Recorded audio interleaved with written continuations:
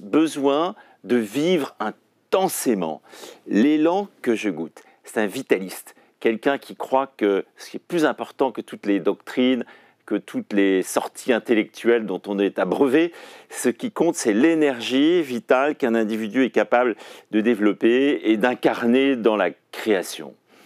Donc, Barrès, c'est quelqu'un qui reste extraordinairement moderne et pertinent pour notre époque. Et il faut plus être du côté de Bloom, qui pardonnait à Barrès son antidreyfusisme à cause de son génie. Il faut redécouvrir Barrès.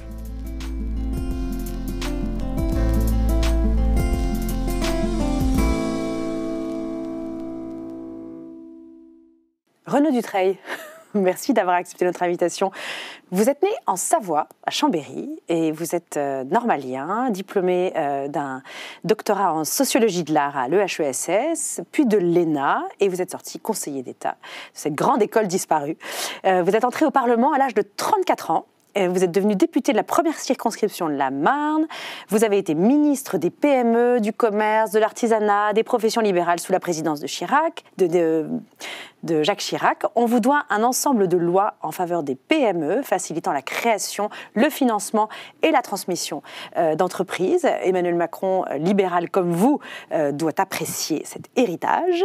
Un échec aux élections municipales à Reims en 2007 vous a convaincu entre autres, de quitter la politique, et vous êtes parti pour New York, où vous avez coordonné les activités du groupe LVMH dans la zone Amérique du Nord.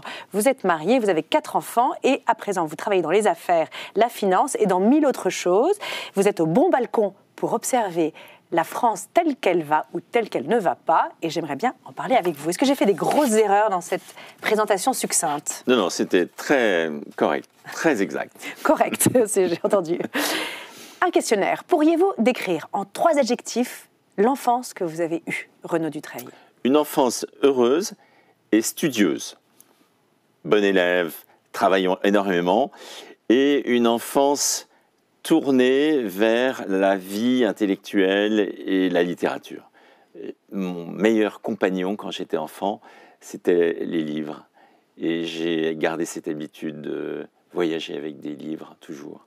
Mais dans une famille nombreuse, on avait la place pour pouvoir se soustraire au brouhaha. Oui, c'était mon île secrète, donc partir dans les livres et oublier tout ce qui se passait autour. Donc j'ai toujours été un voyageur de livres. Votre mère vous a-t-elle aimé? Je crois qu'elle m'a adoré. Et alors, je pensais que c'était parce que j'avais des bonnes notes à l'école, donc elle se disait, tiens, celui-là ne me pose pas de problème. Et en fait, j'ai aussi eu le sentiment, quand je suis devenu adulte, d'avoir été probablement trop avare d'amour envers ma mère. Et c'est quelque chose que les enfants ressentent bien souvent, cet égoïsme de l'enfance, où on ne se rend pas compte de l'amour immense qui est donné par les parents, mère, père, et que peut-être on ne rend pas assez quand on est enfant. Et quand on a envie de le rendre, c'est souvent trop tard. Donc, je suis comme ces fils qui ont été fortifiés par l'amour de leur mère. Je pense qu'être un garçon aimé par sa mère, c'est la meilleure chance qu'on puisse avoir pour avoir confiance en soi dans la vie. Il y en a d'ailleurs qui, aujourd'hui, en souffrent. On souffre parce qu'ils ont été trop confiants et trop abreuvés de confiance en eux-mêmes. Que gardez-vous de breton dans votre caractère, de breton ou d'alsacien, qui sont vos deux racines? Alors, la Bretagne, pour moi, c'est la mer rude, la mer MER, la mer sauvage, la mer qui s'empare de l'homme et parfois le rend à l'état de cadavre, et le fait aussi rêver aux infinis, aux lointains, à tout ce qui peut être, comme Jean-Louis Etienne le disait, l'exploration permanente. Et l'Alsace, c'est le côté patriote. Les Alsaciens aiment la France. Ils savent ce que c'est qu'être exclus de la France. Ce sont vraiment des patriotes. Moi, mes ancêtres alsaciens étaient des passionnés de la France, résistants dès qu'ils pouvaient l'être. Et j'ai gardé aussi ce patriotisme exigeant d'Alsaciens. Parfois très critique envers la France de l'intérieur, et aussi ce sens un peu germanique du travail bien fait et de l'organisation de la discipline, ce qui rend probablement ceux qui vivent avec moi la vie extrêmement insupportable. Alors justement, où éprouvez-vous, Renaud Dutreil, le plus douloureusement votre limite? Mes limites, c'est une grosse limite. De ne pas m'arrêter à temps et donc de ne pas me poser des limites. Généralement, je vais toujours le pont trop loin. Et je pense que c'est aussi une des magnifiques choses de la vie de couple, c'est que quand on ne sait pas s'arrêter à temps, très souvent, et qu'on vit avec quelqu'un, c'est cette personne qui vous dit non, là tu vas trop loin. Et donc, la plupart du temps, on ne l'écoute pas, mais on s'aperçoit a posteriori qu'elle avait raison. C'est ce que je vis très souvent avec ma femme. Question inverse, dans quelle activité sentez-vous que vous exultez avec tous vos talents? Alors, j'étais un enfant très timide et qui s'est réfugié dans la littérature. Et la vie politique, pour moi, n'était pas une chose naturelle. Parler en public, affronter des salles nombreuses, être capable d'avoir réponse à tout et d'enthousiasmer aussi un auditoire. Et j'ai appris ça. J'ai d'ailleurs eu une période où je voulais être comédien, et donc j'ai fait du théâtre pendant quelques années à Normal Sup.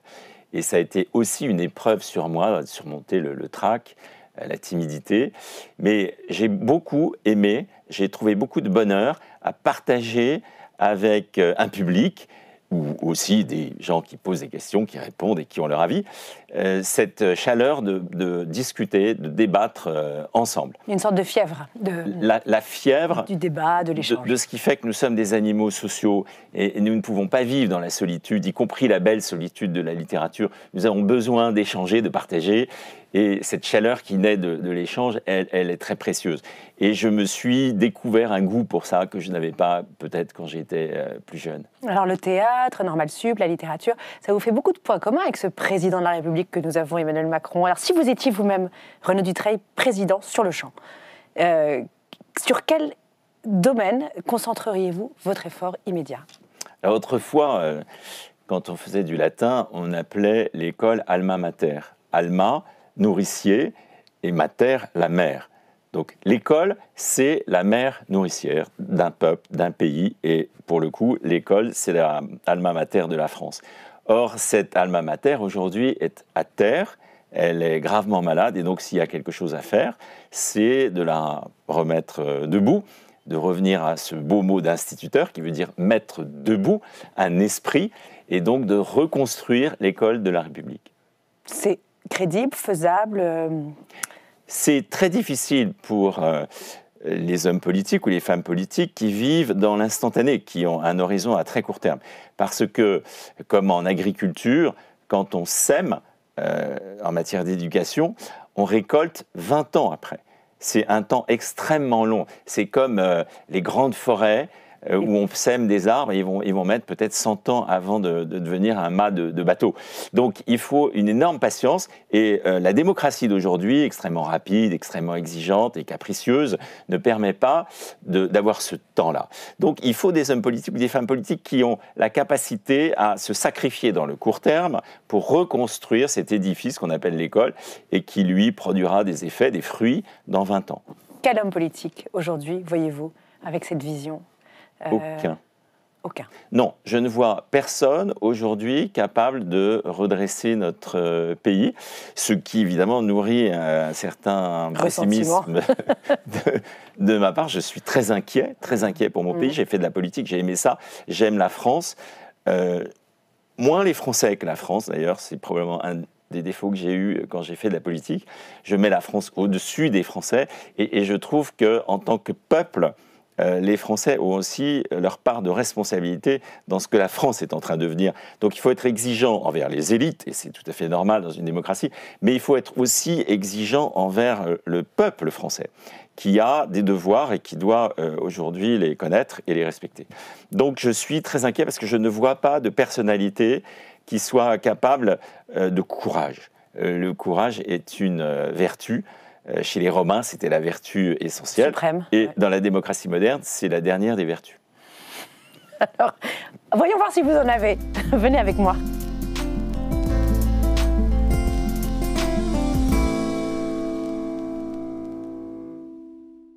Renaud Dutreil, il n'est pas si fréquent de recevoir un homme politique retraité à 40 ans.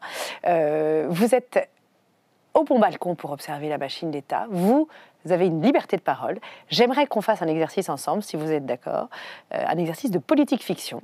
On est en 2027. Marine Le Pen a gagné le second tour de l'élection, mois d'avril, mois de mai. On est au lendemain de cette élection. À quoi ressemble la France et vers quoi elle va ? C'est intéressant. Donc la France est probablement traumatisée comme elle n'en a jamais été. On imagine évidemment le tremblement de terre que c'est en France, en Europe, dans le monde. C'est quelque chose qu'on a beaucoup de mal à mesurer. Marine Le Pen va se trouver immédiatement confrontée à une série de crises.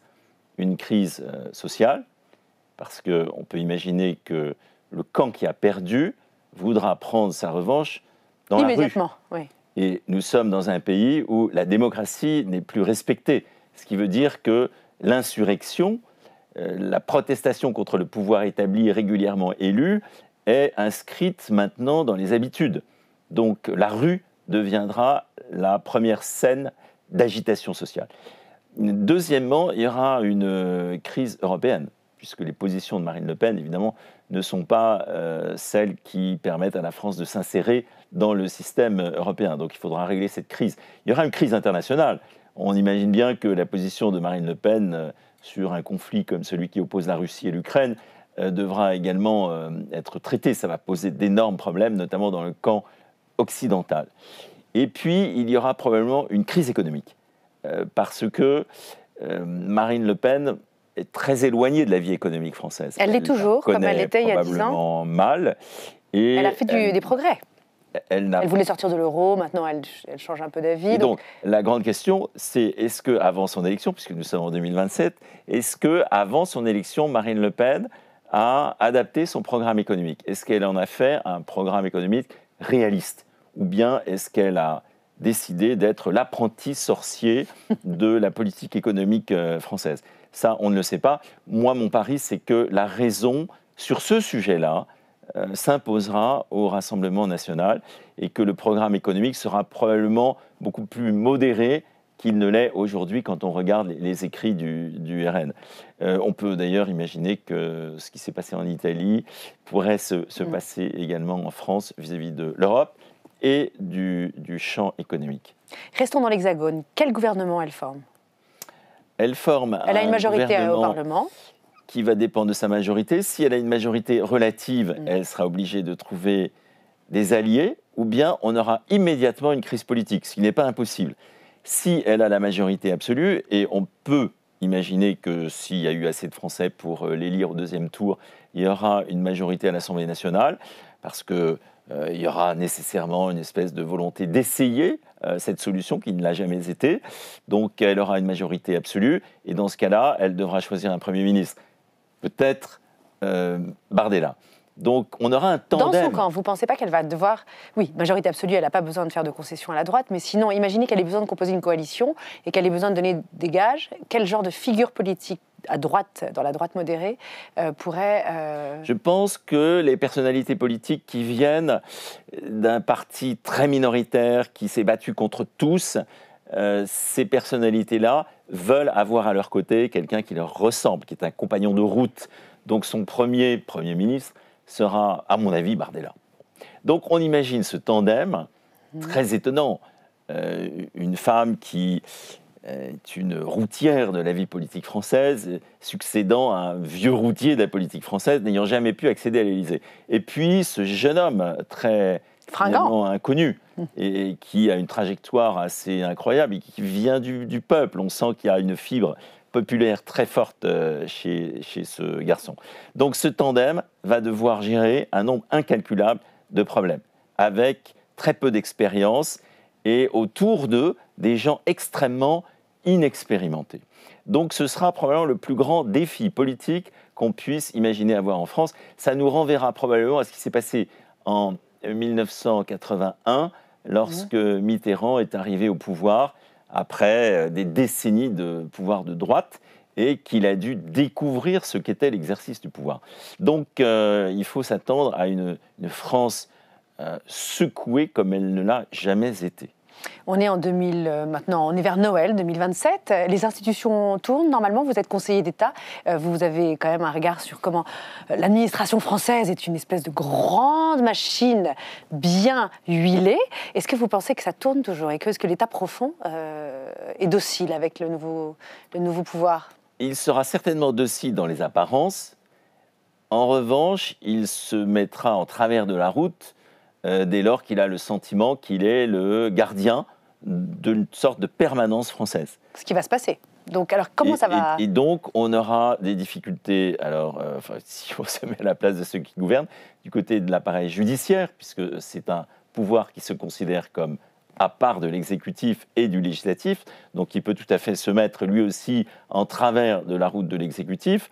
Et la justice, c'est la justice administrative, c'est la justice judiciaire. Donc c'est beaucoup de décisions qui peuvent être prises à l'encontre de la politique du gouvernement. Et puis il y aura la rue, qui va jouer un rôle très très important.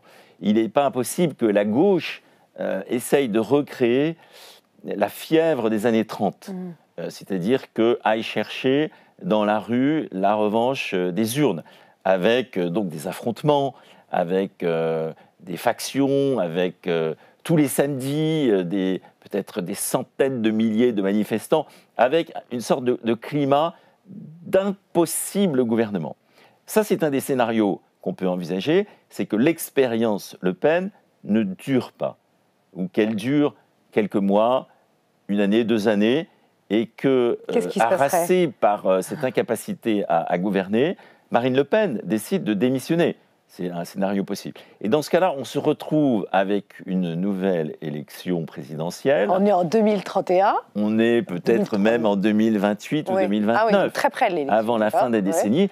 Et là aussi, nous sommes dans la fiction, Emmanuel Macron sort de sa brève retraite et se représente pour la 3e fois devant les Français et est élu président de la République. Donc on a un 3e mandat Emmanuel Macron après une agitation de quelques mois qui se sera appelée Marine Le Pen. Vous pensez qu'il en a envie, Emmanuel Macron, d'un 3e mandat? Je pense qu'il n'en a pas envie maintenant, mais qu'il en aura envie. Poussé par l'histoire. Poussé par ses amis qui lui diront « tu es le sauveur ». Beaucoup d'anciens présidents de la République rêvent d'être appelés comme des sauveurs. La plupart du temps, personne n'appuie sur la sonnette et c'est leur grande frustration. On voit bien, sans mentionner personne, que beaucoup attendent que la sonnette soit tirée. Mais dans ce scénario-là, un Macron revenant en 3e mandat peut tout à fait être élu. Et on peut imaginer un Macron très différent de celui des 2 premiers mandats, c'est-à-dire ayant mûri, ayant appris et accédant à une dimension historique dont on voit bien qu'elle est difficile pour lui. Donc il serait à nouveau crédible lorsqu'il... Ce serait probablement un président avec beaucoup plus de gravitas, oui. Avec beaucoup plus aussi de sévérité, peut-être, dans le personnage, qui pourrait d'ailleurs plaire énormément aux Français. C'est un drôle de mécanisme que celui du pouvoir. Vous n'avez jamais voulu qu'on vous rappelle. Vous n'auriez pas rêvé, finalement, de redonner de cette énergie, de ce regard que vous avez sur au service de la France, de le remettre vraiment en route dans une action politique? La sagesse, et comme le disait le philosophe Alain, c'est de bien savoir que le pouvoir rend fou. Tous ceux qui n'arrivent plus à maîtriser l'amour du pouvoir deviennent fous et dangereux. Donc, ça n'est pas quelque chose qui est inoffensif. Moi, je m'étais astreint, ou plutôt ma famille m'avait astreint, à une date limite d'utilisation. Et je m'étais dit, nous nous étions dit, au bout de 15 ans, il faut arrêter. Alors, ça a été accéléré par le fait que je me suis pris une gamelle. Et que quand on prend une tôle politique, eh bien, tout à coup, on a beaucoup moins d'énergie, d'envie, etc. Et donc, j'ai quitté la politique au bout de 15 ans. Et j'en suis extrêmement heureux. Peut-être reviendrai-je un jour en politique, mais en tout cas, j'ai, je pense, eu raison de la quitter. Il faut quitter la vie politique au bout de 10 ans, 15 ans, parce que sinon, on devient un personnage qui perd son bon sens et qui perd aussi sont naturelles. Et sa connexion au réel, vous avez l'air de dire que les temps de désert, comme on les dit, comme on les appelle, les temps où on sort d'un champ dans lequel on a vraiment excellé, eh ben, sont nécessaires. Si Macron revenait, vous disiez, après 2 ans ou 3 ans de jachère, disons, ce serait un autre homme. Vous pensez que ça vous transforme de... Oui, il faut un sevrage. Il faut se couper de cette excitation permanente qui est la politique, très factice, et qui donne à soi-même le sentiment qu'on est quelqu'un d'important. Et donc, la plupart du temps, c'est ça qui conduit à commettre des erreurs d'ego, des erreurs d'orgueil. Le péché d'orgueil, c'est ça, c'est vraiment le péché des politiques par excellence. Et donc, s'éloigner de la politique, revenir à une vie normale, c'est probablement un acte de salubrité publique et personnelle. Et donc, il faut le souhaiter à tous ceux qui font de la politique. Autrefois, il y avait des alternances. Alors évidemment, il y avait cette respiration qui faisait que très souvent, un Chirac, un Mitterrand se retrouvaient dans la diète parce qu'ils avaient perdu les élections. Bon, aujourd'hui, on est sur des périodes d'exercice du pouvoir plus longues, et donc on voit bien à quel point ça porte sur le caractère et aussi la lucidité vis-à-vis d'eux-mêmes des personnages politiques. Vous semblez dire que la France a des caractéristiques singulières, comme on le sait, mais parmi lesquelles il y a des passions tristes. L'envie, être envieux chez les Français, c'est vraiment une tare. Est-ce que vous pensez que ça rend notre pays ingouvernable ? C'est la principale tare des Français, que Tocqueville avait d'ailleurs bien diagnostiqué. Il avait dit que les Français, plus qu'aucun autre peuple, seraient prêts à sacrifier leur liberté au nom de l'égalité. Et il avait appelé ça une passion dévastatrice et dévorante. Et je pense qu'il a tout à fait raison à l'heure où nous parlons. Les Français sont naturellement jaloux de ceux qui réussissent ou accumulent ce qu'ils n'ont pas pu eux-mêmes accumuler. Et donc, leur instinct naturel, c'est de détruire ce qui les dépasse. Et c'est probablement quelque chose d'assez vil. Ce n'est pas quelque chose qu'on peut respecter. Alors, il y a évidemment beaucoup de choses que moi j'admire chez le peuple français, mais cette jalousie permanente, je ne l'admire pas parce qu'elle n'est pas admirable. Et elle est aujourd'hui entretenue par des intellectuels. Alors, on pense à Piketty, on pense à Mélenchon, on pense à beaucoup d'autres, qui en fait nourrissent ce feu de la colère et de la jalousie, et ils ne savent absolument pas où ça peut nous conduire.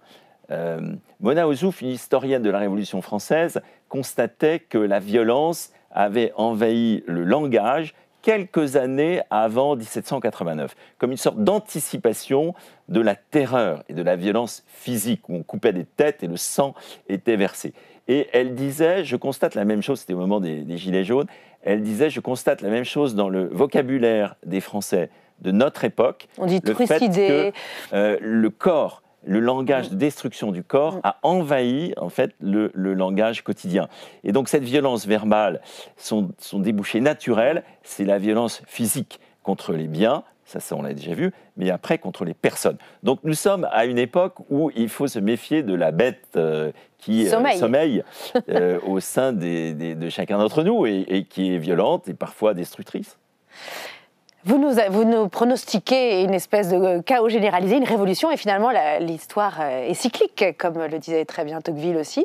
Est-ce que vous diriez qu'aujourd'hui, on est au seuil d'un temps inédit et qu'il faut se préparer à des temps durs ?